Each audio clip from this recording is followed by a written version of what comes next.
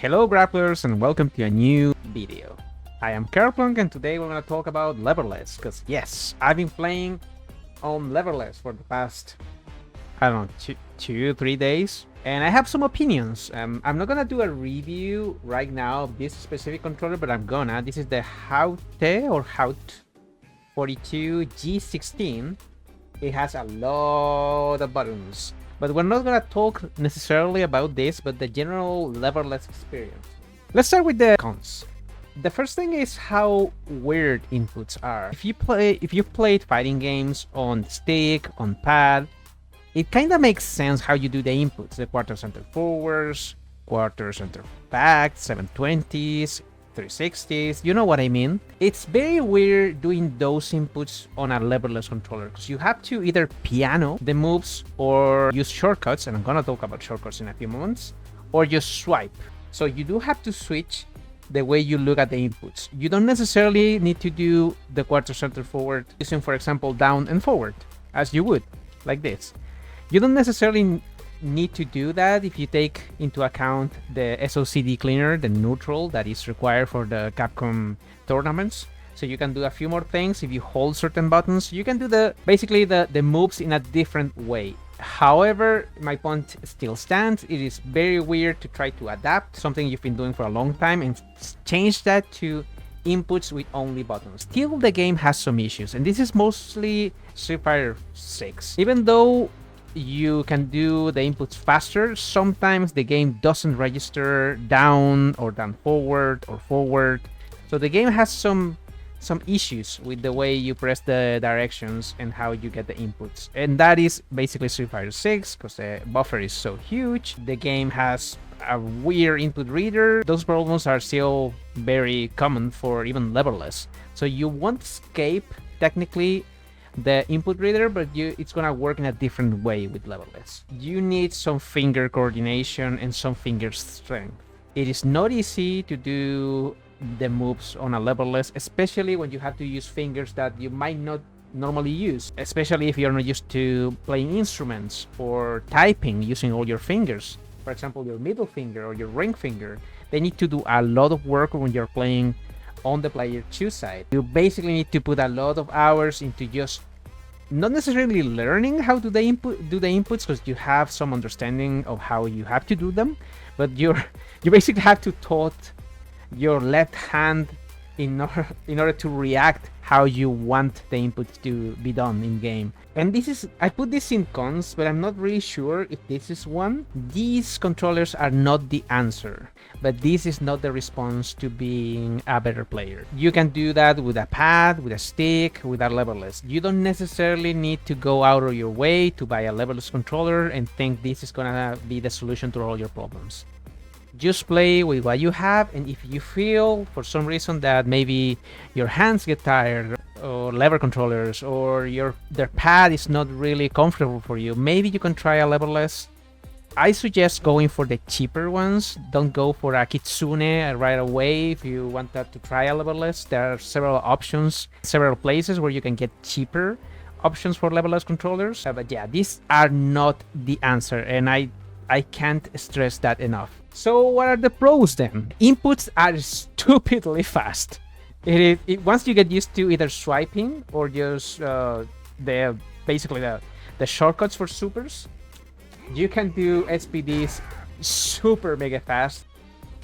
You can do the inputs super fast. However, there's a little thing that we need to discuss, and that is the cancels from supers. While the inputs are super fast, the problem with the inputs is doing them from cancels. For example, the cancel, that one is super difficult to do because think about it. You need to hold down forward to get the input, to get the health stab, and then forward in order for the game to register your first forward. So you need to do something like this while you press your medium punch, or you can do the different type of shortcuts.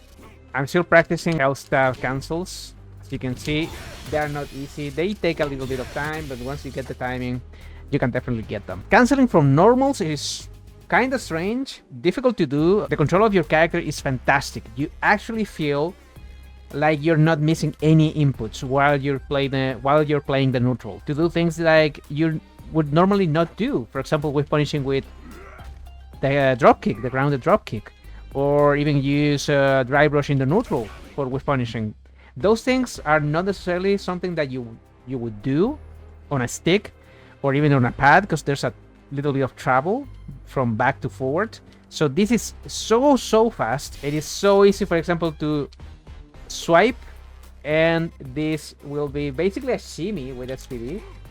So it's basically the control you have over your character is fantastic. It's something you just don't get on a pad, in my opinion, or a stick. Most Leverless controllers are really light and portable, so you can take them whenever you want to go without any issues. Because as someone that likes arcade sticks, we all know how big some of these arcade sticks are, and you need to have space in your backpack and also a little bit of strength in your back in order to carry that stick all around the venue where you're playing your tournament.